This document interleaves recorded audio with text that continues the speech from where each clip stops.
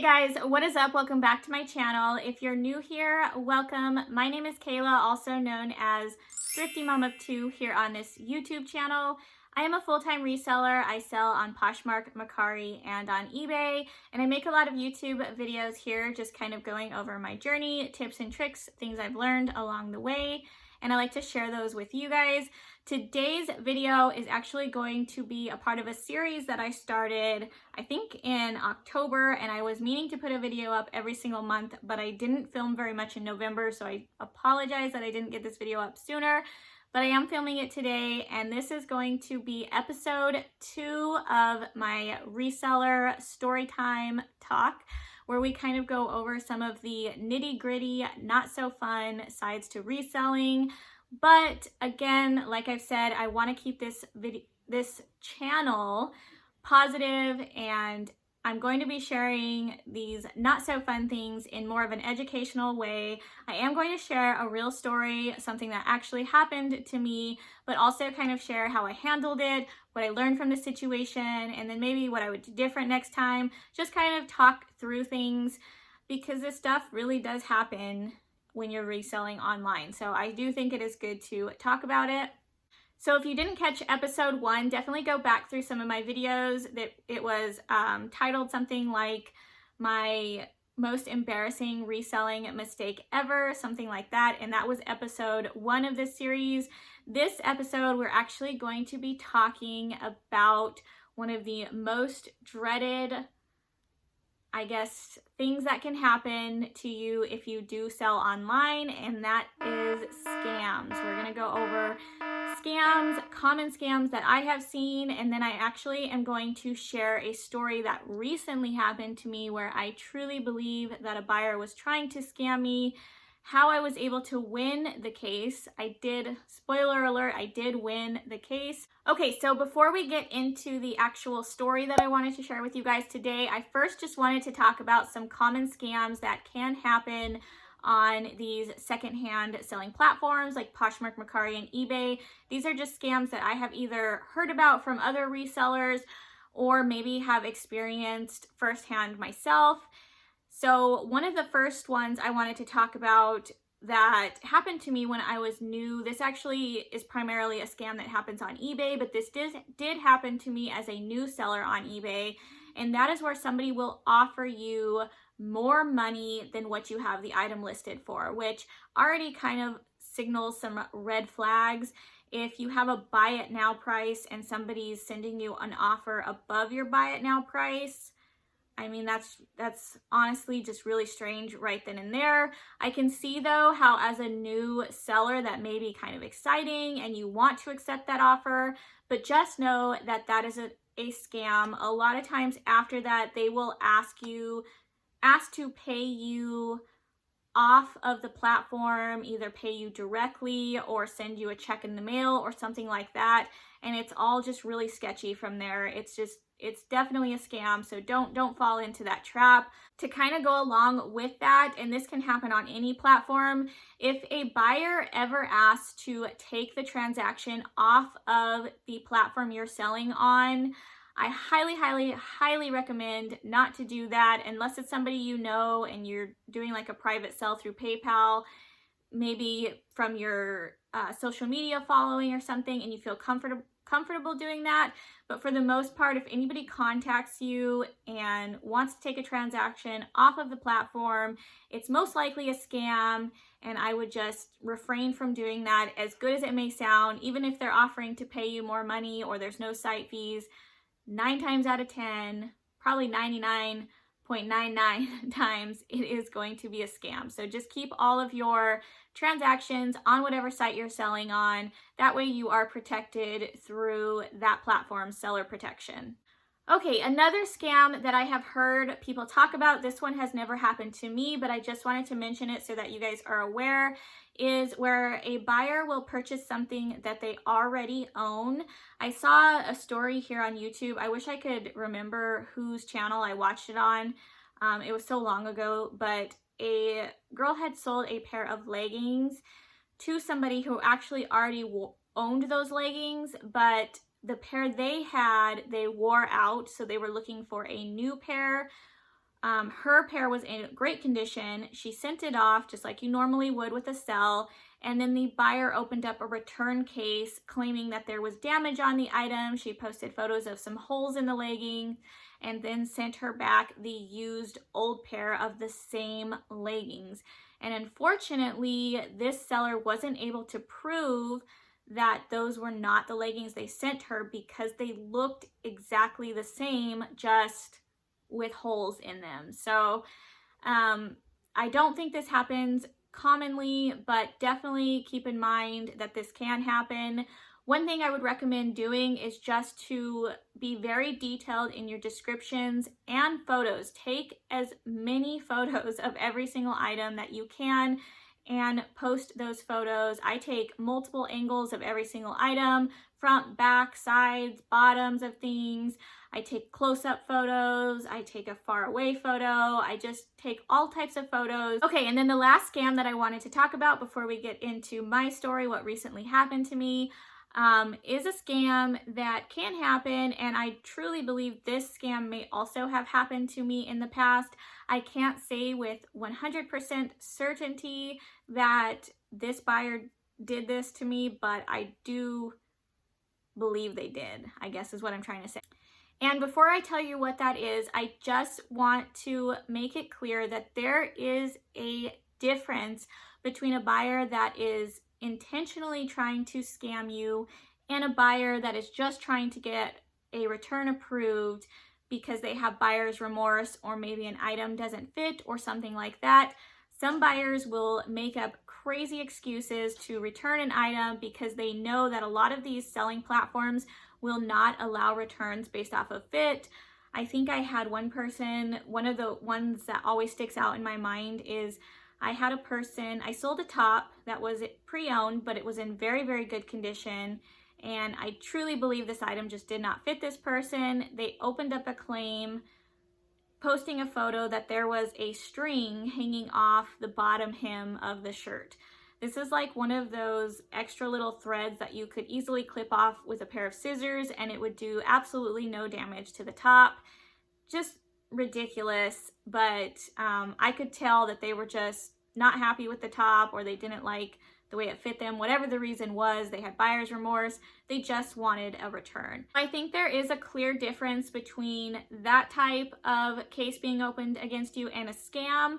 Where it does start to get kind of scammy though is when a buyer will intentionally damage your item in order to get approved for a return. So a lot of buyers, if they are experienced buyers on these platforms or they know the return policy pretty well, they know that they cannot get approved for a return if the item arrives as described. So they will create a reason by intentionally damaging an item to open up an item not as described case against you. Keep in mind though that we are all human and it is possible to miss small flaws. So anytime there's like a small hole or maybe just like a very tiny easy to miss stain or something like that on an item, I do always take into consideration that I may have just missed that flaw. However, it did happen to me one time where there was pretty significant damage on an item that there's no way. The damage was so significant, there would be no way that I would have been able to miss it. And it's not the type of damage that could happen during the shipping process. This was not a fragile item. The damage that was done to this item looked like it had to have been done with some type of tool or something in order to create this type of damage. So unfortunately, there was no way for me to prove that I didn't send out a damaged item, even though clearly in all of my photos, you could see that the damage was not there. This happened on Poshmark, and Poshmark did still end up siding with the buyer in this situation because the buyer posted the photos of the damage, and there was just, it was just he said, she said kind of stuff going back and forth. There was no way that I could definitively prove that I did not send the item out in that condition. So yeah, unfortunately, these type of things can happen. They do not happen frequently, so I do not want to scare people away. Maybe if you're new to reselling, I've been reselling for almost 3 years now, and I very, very rarely have come across cases like this where I truly feel like I'm being scammed. It doesn't happen that often, but it can happen, which is why I'm sharing this with you guys. Okay, so let's go ahead and get into the actual story time part of this video, what you guys are all here for. And this is a real event that actually took place, that happened to me actually just recently, a couple months ago, on Poshmark, where I truly felt like this buyer was trying to scam me. I'm going to share really quickly the story with you guys. I may even share a few photos here and there that were shared in the case that was opened. I will not be giving out any names. I'm not going to share this buyer's name or anything like that. I just feel like that's stuff that I want to keep private. I'm not about putting anybody on blast or anything on this channel, so I will not be sharing any personal information, but I may share, details that happened in this case, and also how I was able to 100% prove that this buyer was not being truthful in their statements, and how I was able to win my case.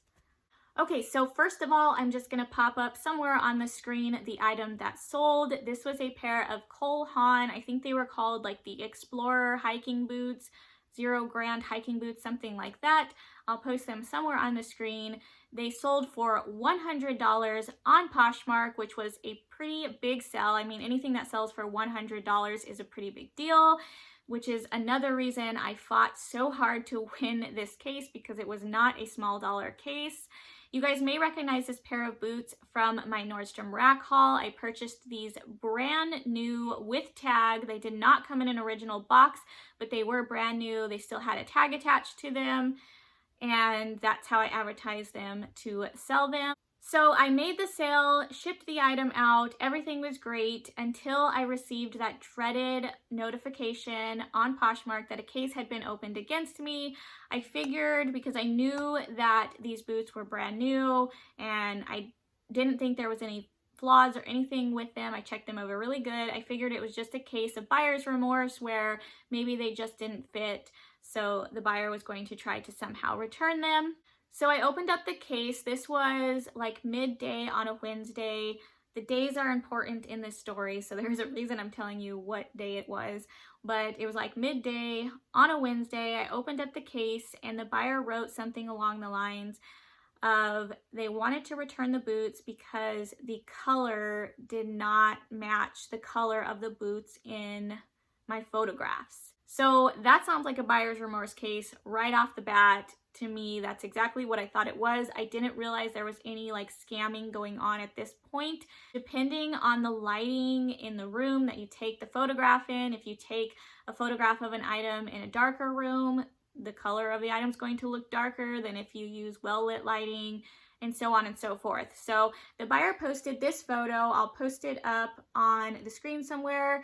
It was just not a very good photo, a weird angle of the boots, and I don't know, the boots did look darker in the photo, but it just wasn't enough for me. I still felt like I needed to respond in hopes that this buyer would post more photos of the shoes. There were a couple of things that I noticed about this photo that seemed a little bit off, but again, I still didn't know there was any like scamming or anything going on. One being that the boots were in a black box. I did not have an original box for these boots, and I did not ship them in a black box. And then also the boots seemed to be wrapped with white tissue paper, which if you guys have seen my ship with me video that I recently posted, you know that I don't wrap any of my shoes in tissue paper. I put all of my shoes in clear plastic bags to protect them from any weather elements during the shipping process. So I did think that was a little odd that it looked like they were sitting in a box with tissue paper. That would have not been how I sent them out. So I decided to comment back on the case. I tried to remain professional. What I ended up doing is I searched on Google and I found an actual stock photo image from the Cole Haan website of the exact same boots. I did not use the stock photo in my listing. I just used my own photos, but I did go and search for the stock photo and I put it in like a collage image next to a close-up photo that I took of the boots, showing that the colors matched almost perfectly. If I can find the photo, I'll post it on the screen here so that you guys can see how well the color matches up. I always try to represent colors pretty accurately in all of my photos.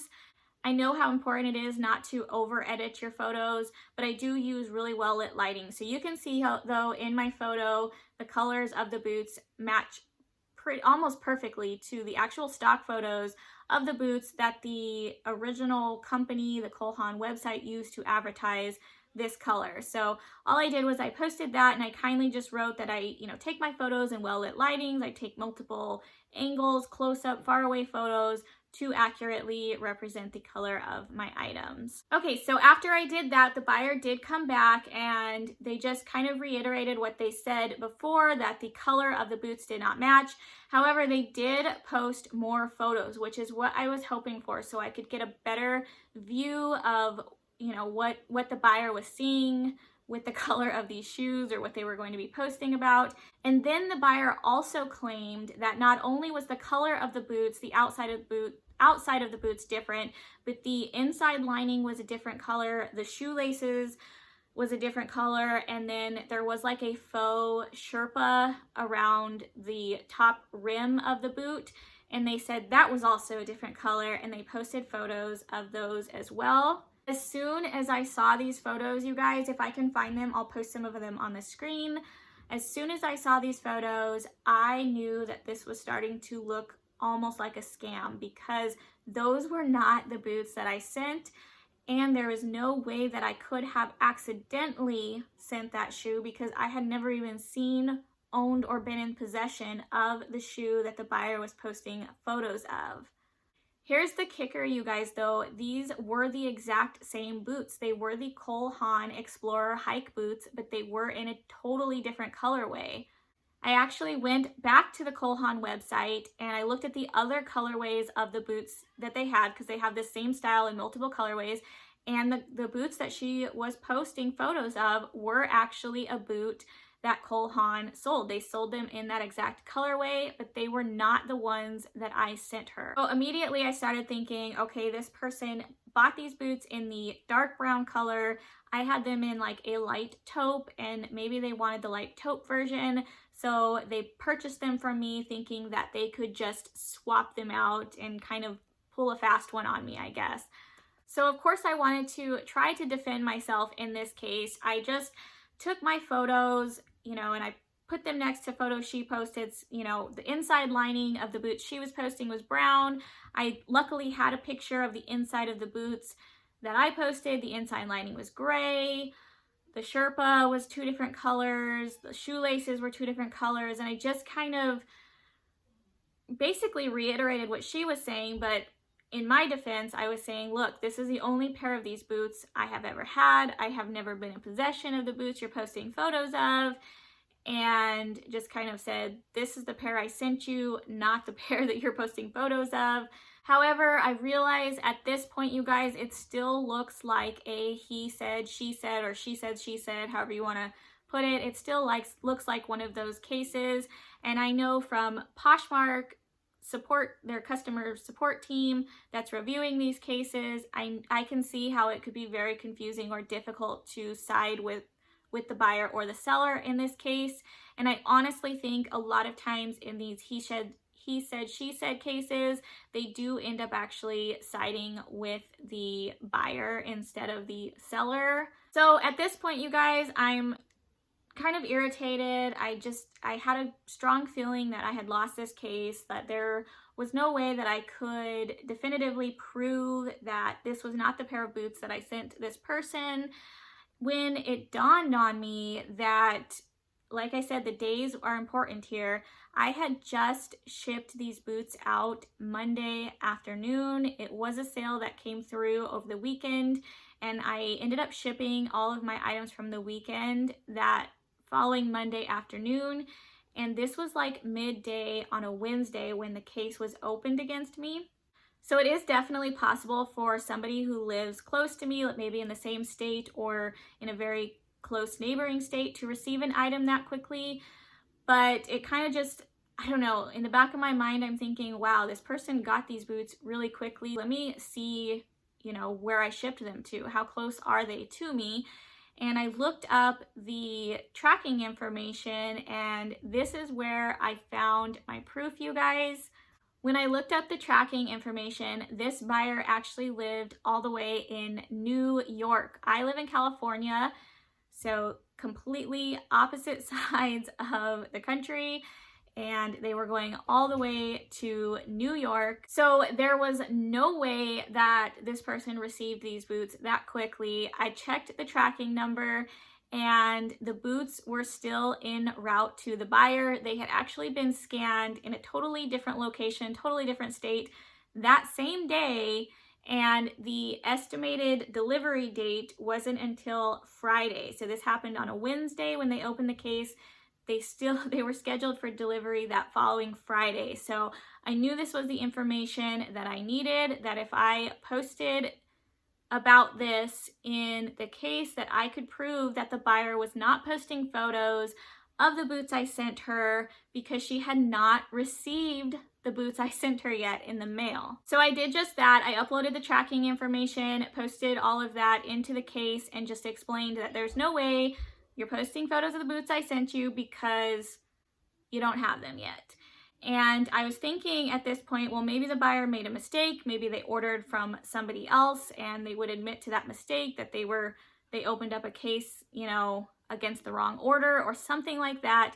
But they didn't. They still tried to stick with their story, and they claimed that this is where they started to get upset.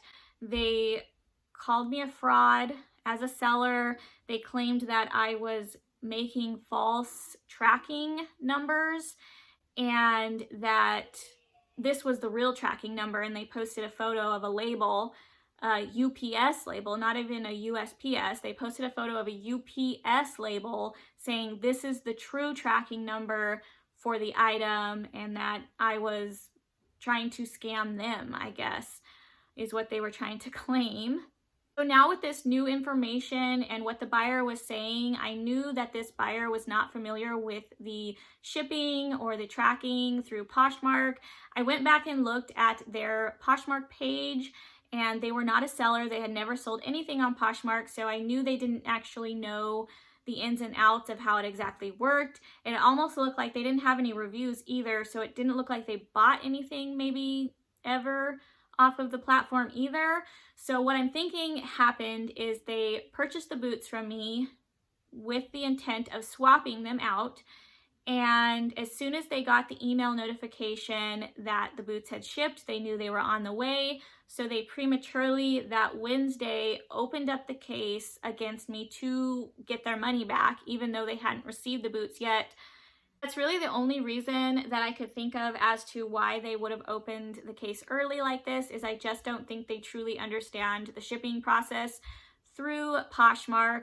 Also because they were claiming that I made a false tracking number, even though Poshmark generates the labels, sends them, you know, to your email, which you guys know if you sell on Poshmark, you don't create the labels.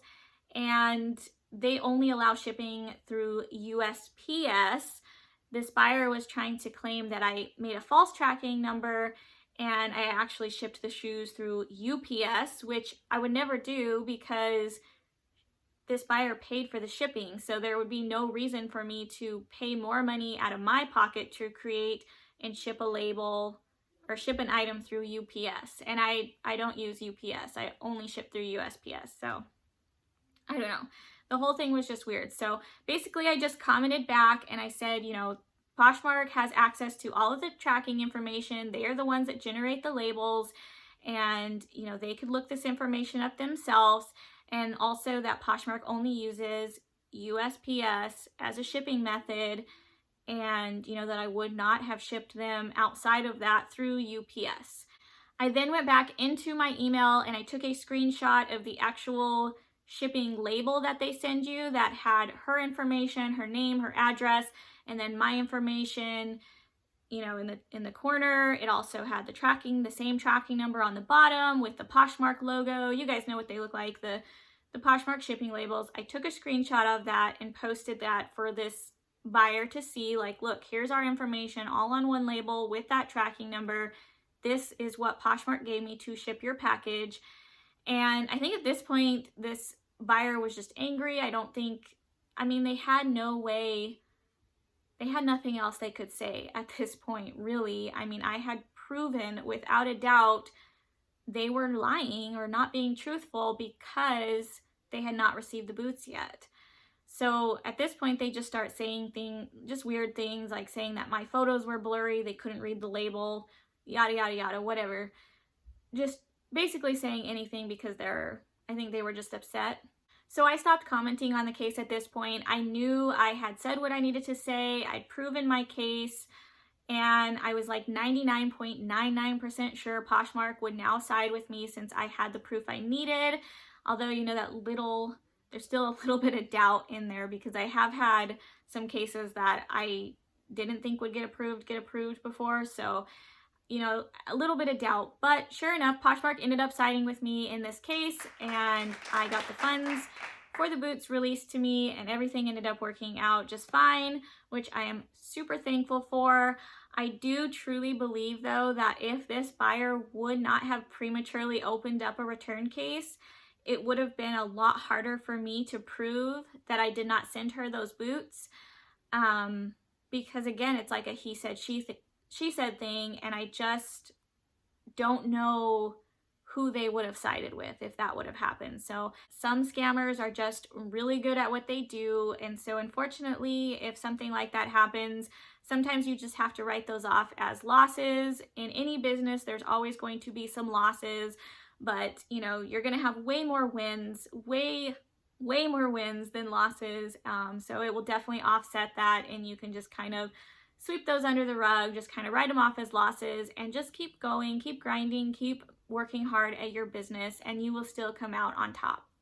Okay guys, so that is it for story time today. I love hearing all of your guys' stories as well. On my last video, you guys were so awesome. So many of you guys left me little embarrassing, you know, my most embarrassing reseller mistakes. I shared mine with you guys, and a lot of you guys shared similar or other experiences down in the comments below, and it was just so awesome reading all of those. So I would love for you guys to do the same. Any experiences you guys have had with scams or anything other scams you've heard about that I didn't mention in this video, leave those down in the comments below because I absolutely love reading through them. I'm actually thinking of doing follow-up videos after I'm done with this series of just sharing some of your guys' responses because you guys have some really good stories too. So I might make videos like follow-up videos just sharing what you guys have had to say and some of your guys' experiences. So leave those down in the comments below so I can read through them and other people can read through them as well. It's just so nice to know that we are all kind of going through similar things. I hope you guys enjoyed this video. Please give it a thumbs up on your way out if you did. Also, make sure you're subscribed to this channel if you do enjoy reseller related content. Hit that little bell notification down below so you get notified when I post new videos. And like always, you guys, I hope you're having a great day, a great rest of your week, and I will see you guys in my next video. Bye, guys.